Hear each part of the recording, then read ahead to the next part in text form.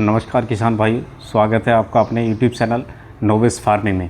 तो किसान भाइयों, आज हम बात करेंगे सरसों की बुवाई कैसे करें और किस समय पर करें, और हम किन खादों का प्रयोग सरसों की फसल की बुवाई करते समय कर सकते हैं।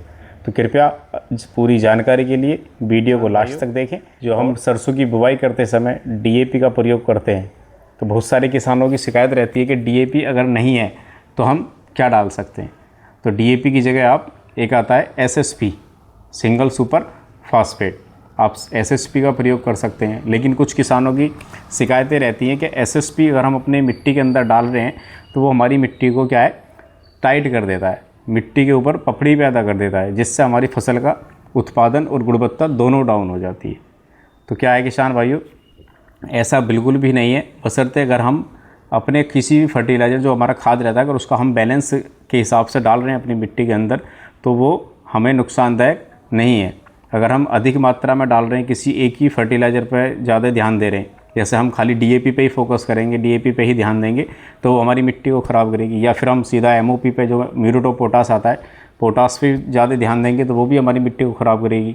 खाली नाइट्रोजन का प्रयोग करेंगे तो वो भी हमारी मिट्टी को ख़राब करेगी। तो मेन चीज़ जो होती है, हमारी फसल को अत्यधिक गुणवत्ता और अत्यधिक पैदावार देने के लिए हमें बैलेंस देना पड़ता है। हम किस तरीके से, किस बैलेंस से अपनी खेत में बेसल डोज या फिर सिंचाई के समय पे खाद डाल सकते हैं। तो जो सरसों की फसल में बेसल डोज रहता है, उसमें क्या है, सबसे ज़्यादा ज़रूरी होता है फास्फोरस और सल्फ़र और कैल्शियम और पोटास। तो हम खाली DAP से तो नहीं दे सकते, तो उसकी जगह अगर DAP नहीं हमको मिल रही है तो हम उसमें SSP का प्रयोग कर सकते हैं। SSP बेहतरीन प्रोडक्ट है, उसमें आपको कैल्शियम भी, सल्फ़र भी और आपको फास्फोरस, ये 3 तत्व मिल जाते हैं। और उसमें ज़रूरत रहती है हमें नाइट्रोजन की, तो नाइट्रोजन हम यूरिया के द्वारा दे सकते हैं प्रति एकड़ में 15 से 20 किलो आराम। किसान भाइयों, हम सरसों का जो है बिजाई करने से पहले उसका बीज उपचारित भी कर सकते हैं, ताकि हमारी सरसों की फसल में गुणवत्ता में सुधार आए, रोग प्रतिरोधक क्षमता बढ़े और हमारी पैदावार पहले से ज़्यादा निकल जाए। और बीज उपचार के लिए हम थायरम भी ले सकते हैं, कैप्टान भी ले सकते हैं और आपका मैनकोजेब का इस्तेमाल भी कर सकते हैं। ठीक है। इसके बाद क्या होता है, जैसे हमारी सरसों की जो फसल रहती है वो ठंडी और शुष्क जो जलवायु होती है, उसमें हमारी उत्पादन और उपज बढ़ के वैसे ही निकल जाती है। और हमें जो ध्यान रखना होता है जुताई का, जो हम जुताई कर रहे हैं बुवाई से पहले, वो मेन चीज़ जुताई सबसे बेहतरीन होनी चाहिए। जितना हम गहरी जुताई करेंगे उतना ही हमारे जो सूक्ष्म जीव रहते हैं, जो उनके अणु रहते हैं, जो कण बनता है मिट्टी का, वो सबसे बेहतरीन बनता है।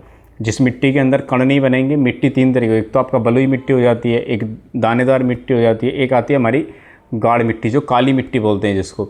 उसमें क्या है, जल धारण क्षमता उस मिट्टी की डाउन रहती है, तो उसमें फसल थोड़ा डाउन रहेगा, क्योंकि उसमें जैसे मिट्टी के अंदर जल सूखने की क्षमता नहीं होगी, उसमें क्या है, ज़्यादा रोग आने की संभावना रहती है।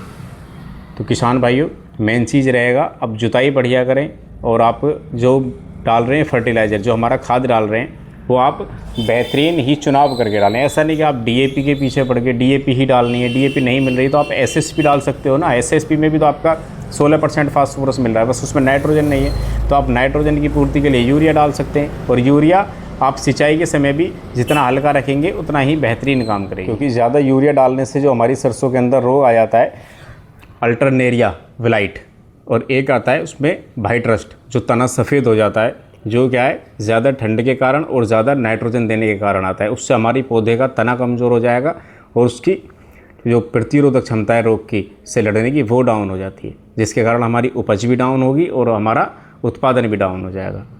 अब जो हमें करना है, तो हमको सबसे ज़्यादा फर्टिलाइज़र पर ध्यान देना है। किसान भाइयों, हम अपनी मिट्टी के अंदर कोई ऑर्गेनिक मिक्सचर नहीं डालते हैं या फिर गोबर की खाद नहीं डाल पा रहे हैं, तो उससे क्या, हमारी मिट्टी की कार्बन जो होता है मिट्टी के अंदर, वो ख़त्म हो जाता है। अगर मिट्टी के अंदर कार्बन नहीं होगा तो आप कितना भी खाद उसको दे लो, वो उसको ग्रहण पौधे तक नहीं कर पाता है पूर्ण तरीके से। अगर हम या तो हरी खाद का प्रयोग करें, या फिर वर्मी कंपोस्ट कैंची वाली खाद का प्रयोग करें, या फिर आप गोबर की सड़ी हुई खाद का प्रयोग करें, ताकि हमारी मिट्टी ताकतवर रहे, उसमें कार्बन की पूर्ति पूर्ण तरीके से होती रहे। तो किसान भाइयों, आप सरसों की फसल में एक संतुलित मात्रा में ही खाद डालें, और हो सके तो आप बारिश के मौसम से बचें, ताकि उसमें हमारे जो जल भराव हो जाता है उससे हमारा बीज कम जम के आता है, जिससे हमारी उपज डाउन हो जाती है। और सरसों में जो बेसल डोज रहेगी हमारी उसमें नाइट्रोजन, फास्फोरस, पोटास और सल्फ़र, ये चारों चीज़ मिक्स करनी है।